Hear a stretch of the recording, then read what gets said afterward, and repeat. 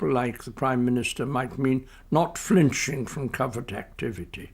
In such cases, you say, what would happen if something were found out to be so about Nasser? If necessary, some semi-fabricated thing about Nasser which would discredit him in Arab eyes. What would happen if an Egyptian assassinated Nasser? Eden made his views clear when he called the Minister of State for Foreign Affairs, who was having dinner at the Savoy. What's all this poppycock you sent me? This nonsense about isolating Nasser or neutralizing him, as you call it. I want him destroyed, can't you understand? I want him removed. And if you and the Foreign Office don't agree, you better come down to Cabinet to explain why. There was no attempt on his life or anything that I know of. It certainly was never put into practice.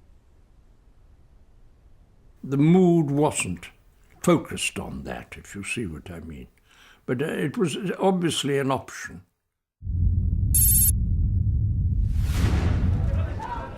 Nasser's power was in the ascendant. 10 days after the last British troops left Egypt, Nasser became president. It was the end of 74 years of occupation. But the Egyptian celebrations were short-lived.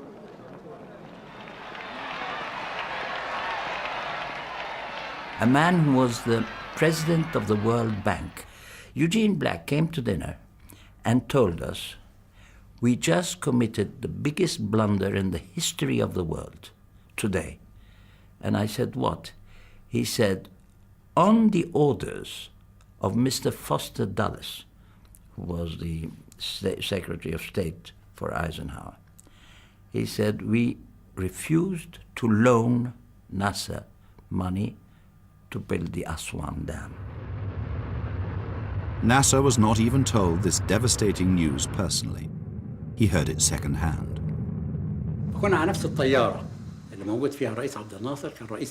We were on the plane with President Nasser and President Nehru. They were sitting next to each other when President Nasser looked over at me and said, see what the international news is. The first item on the BBC was a statement by an official American spokesperson saying that the United States had taken the decision to cut off the financing of the High Dam. Plainly speaking, Egypt was bankrupt. As Nasser was regarded, both by us and by the Americans, as having sold out to the Soviet Union, neither of us were prepared to go ahead and finance the dam. But it had to be done with a certain care because obviously it was going to provoke some sort of reaction and might drive Nasser further into the arms of the Soviet Union. So we were therefore in favor of playing it long. The Americans, on the other hand, without consulting with us, quite suddenly withdrew their support, which made it, of course, inevitable that we would have to do the same. Churchill described Dulles once as the only man he knew who took his own bull around with him when he visited a china shop. And that was Dulles' approach. And Dulles thought, well, this man Nasser's getting above himself, I'm going to teach him a lesson. And suddenly, without even telling Eden in advance, he announced that the Americans were withdrawing support for the building of the dam. Mr. Dulles, in withdrawing the offer, issued a statement saying he had no confidence in the Egyptian economy and implicitly in the Egyptian regime, in Nasser. And Nasser considered it a great insult. I was surprised by the insultive attitude which the refusal was declared. Not by the refusal itself, but the insultive attitude and which meant humiliation, because they said that the refusal was because of our financial situation and the economy and so on. Dulles' calculation was that that would bring down Nasser. And of course, it was greeted with total dismay in Egypt when the news came out. But Nasser, being the sort of man he was, hit back.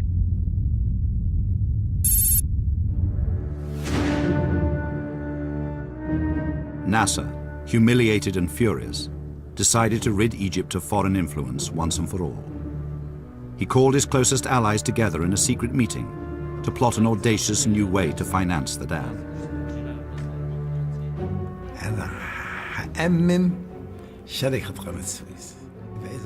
Nasser said, I'm going to nationalize the Suez Canal Company. He said the revenue would finance the building of the dam. I said it was a masterstroke, but would be controversial. But he said he had made up his mind. In an operation codenamed Dignity and Glory, Egyptian troops would seize the offices of the Suez Canal Company. Nasser would trigger the action during a speech to the nation. He said, in my speech I will raise objections to the Suez Canal and how it was built. The code word between us is de lesseps. When I say de lesseps, you start implementing nationalization. Is that clear? Clear, sir. Go. What's required now is secrecy, secrecy, secrecy. The significance of the choice of code word was not lost on his collaborators. De Lesseps was the French engineer who had first built the canal in 1869. If we fail in nationalizing the Suez Canal, then Egypt would lose the Suez Canal forever. So we were honored from one side, but on the other hand, we were worried.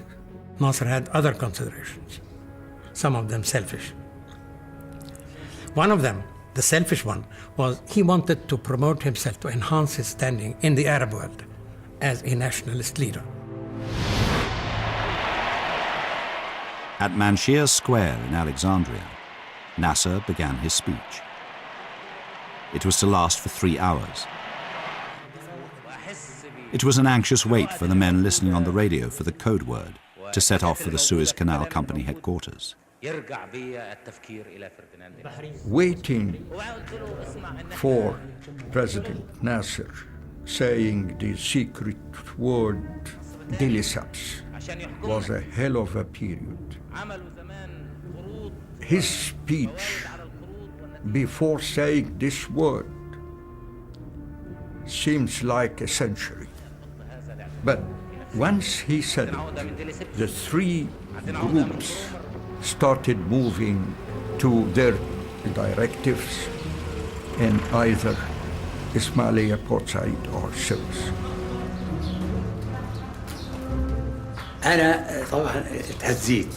I was trembling not from fear but with joy. I felt that we were entering into the realization of a very big goal that was a dream. And that dream was being achieved, regardless of the consequences that may follow. They stormed into the Suez Canal Company, explaining to the staff there that they were taking over.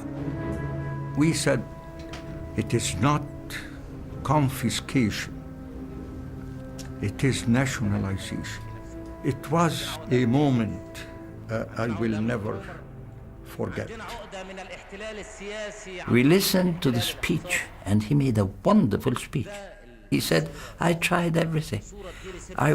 He spoke in a colloquial Arabic. He said, I went to the Americans and I asked them for a loan. I went to the World Bank, I asked them for a loan to build the dam because our population is growing so quickly. We will need electricity, we will need sources of energy.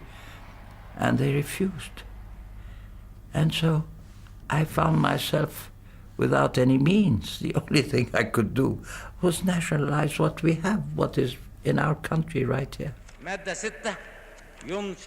Nasser finished his speech by announcing that the canal was being reclaimed in the name of the people. The vast crowd went wild, shouting.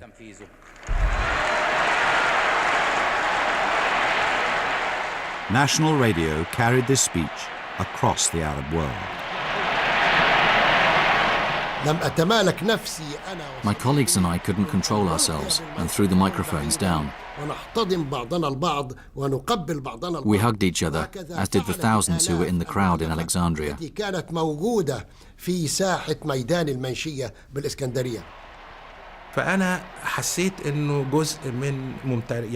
felt that something that belonged to Egypt had been restored. My real feeling at the time was one of national pride.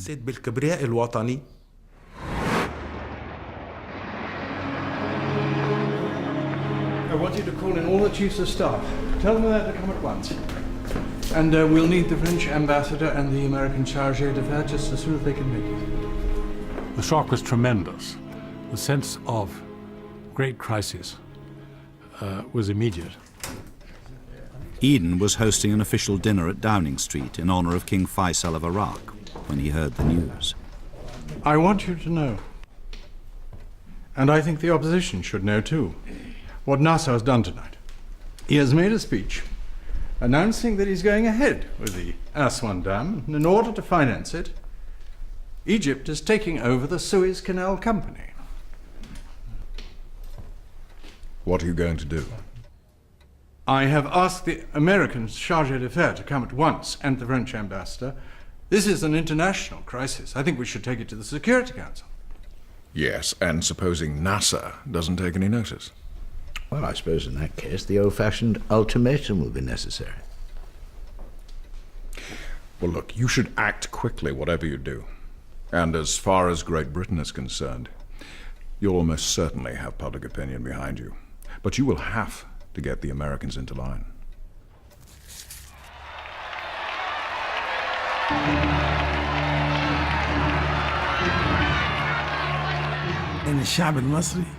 The Egyptian people and all the Arab peoples had opened the door to a new destiny for the Arab nation.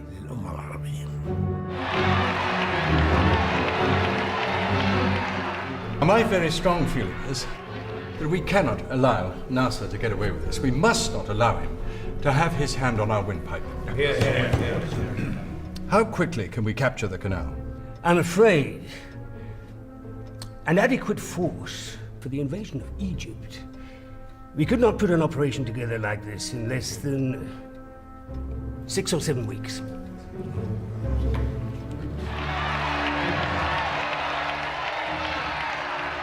I was instructed between 51 and 53 to prepare a paper on what we should do if the Egyptian government unilaterally nationalized the Suez Canal.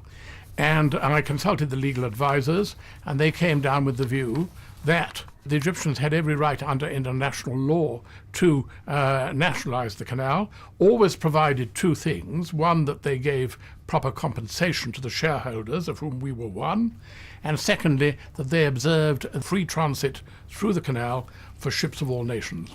This paper was fed into Eden at his first meeting after nationalization. And he took one look at this paper, glanced through the conclusions, and said, "This is no fucking good," and chucked it across the room. And this suggests that he was disposed to the use of force, really, more or less from the beginning.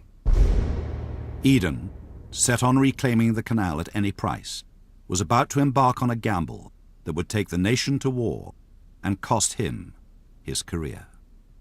Colonel Nasser's action has presented us with an opportunity to find a lasting settlement of this problem, and we should not hesitate to take advantage of it. The fundamental question before us is whether we are prepared, in the last resort, to pursue our objective by the threat or even the use of force, and whether we are ready, in default of assistance to the United States or France, to take military action alone.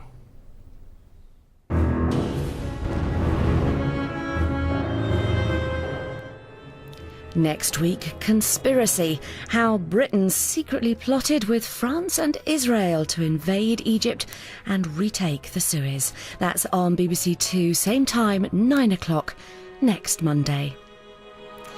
And apologies for my mistake. It was, of course, the brilliant James Fox as Anthony Eden. Tomorrow night, the human story behind the world's first face transplant. Horizon here on 2 at 9. And there are more details on that now.